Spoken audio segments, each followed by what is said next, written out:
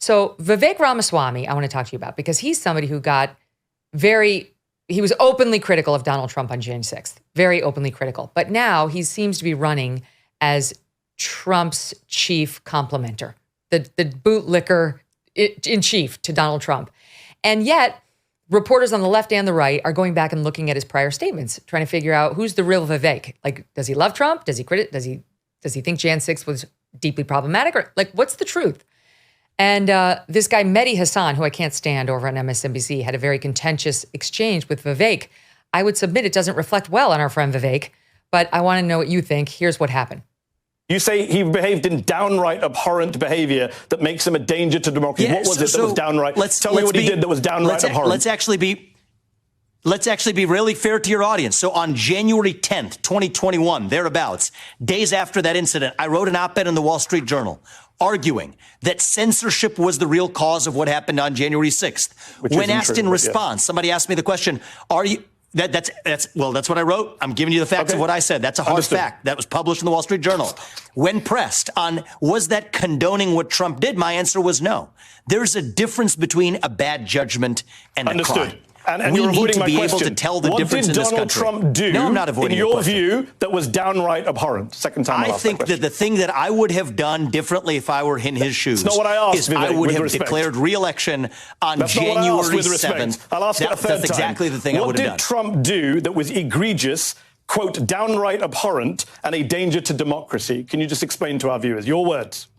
So you're mixing two different quotes. But what did I think was reprehensible about what happened that day? Look, I think that the way a true leader should have handled that situation should have been to actually say, this is me running for re-election, not actually litigating what is already passed and behind us. And I would have done things differently. That is not a crime, though, what he did. I understand. And the reason I have been so vehement. You keep saying what you would have done. I just want to hear from your mouth. No, I would not, unless you're scared of him, why won't you say what he did that was downright abhorrent? I'm not going to let you you're stitching together three things from three different places to create a caricature. Do you want to have an actual conversation? Yes, I want you to answer my question, Vivek. Three times I've asked it. What did Trump do that was downright abhorrent? It's a simple question. It's your words. It's on screen. What did he do that was downright abhorrent? I believe that failing to unite this country falls short of what a true leader ought to do. That is why I'm in this race, is to do things differently than any prior president has done them. That's the hard truth, okay? And that's what made him a sore loser and abhorrent. The media yes, your words. and well, the reality is none of that is a crime. And the reason I have been so vocal, is because when somebody actually prosecutes somebody for a bad judgment, and I've been clear, I understand your objections to the litigation. I would have made different judgments. That's not what I asked about. I understand. That is a distinction we have to draw. Understood. What's your reaction to that, Jesse? Megyn, the right has a condition right now that they're going to have to be very careful of. If you don't mind, I'll take a minute if you don't mind with this one. But please. Our condition on the right now is desperation.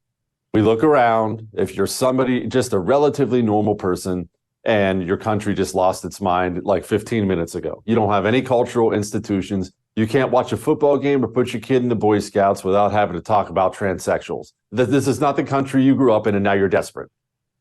And desperate people will oftentimes grab a hold of something that they should not grab a hold of because it just sounds like any port in a storm, as the old saying goes. That's Vivek. That's what Vivek is for the right.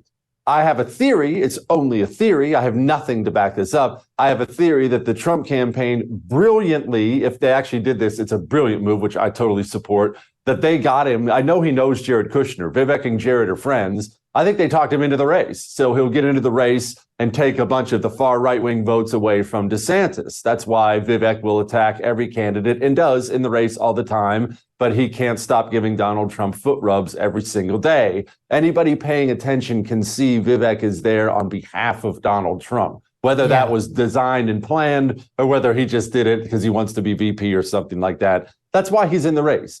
And that's why he changed positions on things within the course of 6 months. He just looks around and sees whatever the right wants to hear because we're desperate to hear something right now. And that's what he decides to say. And it's obviously not what he believes. But look, desperate people, they reach out and they grab a hold of anything that looks nice.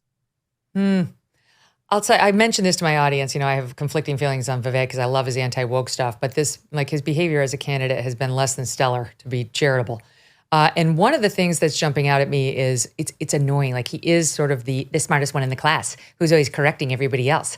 I know better than you do. I know I'm the only one who can do it. I'm the only courageous one out here. All the rest of you suck. And maybe you think that. Maybe you think every other Republican candidate sucks and you think Vivek is the shining light. In my experience, the 7-foot center doesn't tell you how tall he is. And yet that is exactly what you hear from Vivek on his own courage and bravery. We've cut a soundbite. Listen.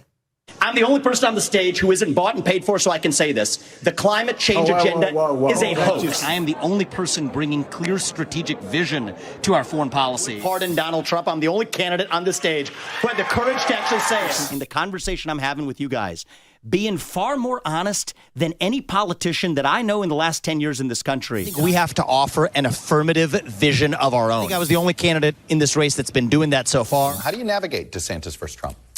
So I navigated by saying that what we really need is a courageous leader. You don't think the two of them are? I don't think so. There are additional, I could have listed 25 tweets where I'm the only one with the courage. I'm the only one with the courage to tell you what's real. And then it will be insert some new position that he changed over the past week because he got hit by the media or by the right or by his competitor on having an untenable position. Yeah, look, Megyn, he's a used car salesman. It is what he is. I haven't liked him at all from the very beginning. It smells slimy to me. It always has smelled slimy to me. So I'm not a Vivek guy, but at the same time, I understand why people are, right? I really do. Because he takes a lot of the correct positions on issues now, at least, takes a lot of correct positions on issues. And people are dying for somebody that'll step up and say, hey, we don't have to pussyfoot around this. Yeah, we should eliminate the FBI. This is an organization that has become a clear and present danger to the national security of the United States of America, and they should be eliminated completely. That's an appropriate position to have. And when he's the only one who's willing to say it in a race, then it does make him appealing. So I get the appeal. I just he's the first of many, Megyn, who are going to come. I think 2024 is very likely going to go real ugly for us. And so we're going to be real desperate after that. And there'll be many, many Viveks in the future who are going to come in and sound just so perfect and say all the right things, and they're probably not going to be. Look in the mirror. You see those dark spots? Well, they're not going to go away on their own. Introducing the Dark Spot Corrector from Genucel, perfect for summer. The Dark Spot Corrector, with not one but 3 cutting-edge ingredients, goes to work fast to target sunspots, dark spots, liver spots, even old discoloration both on your face and hands. Enjoy your summer sun, beach, and barbecues without embarrassing spots. With Genucel, you'll see the results or you'll get your money back. No questions asked. Go to Genucel.com right now. Get your dark spot corrector with the new Genucel Most Popular package and say goodbye to those pesky spots tomorrow. And if you're not blown away with the results, get 100% of your money back. Visit Genucel.com/MK60 right now for these amazing summer essentials and save over 70% off Genucel's Most Popular package. Don't wait. Free shipping, free returns, and the best luxury skincare you've ever used, all at 70% off. Genucel.com/MK60. That's GENUCEL.com/MK60. All orders include a mystery luxury gift while supplies last. Hey, thanks so much for watching. If you like what you just saw, hit the subscribe button for more clips and full episodes.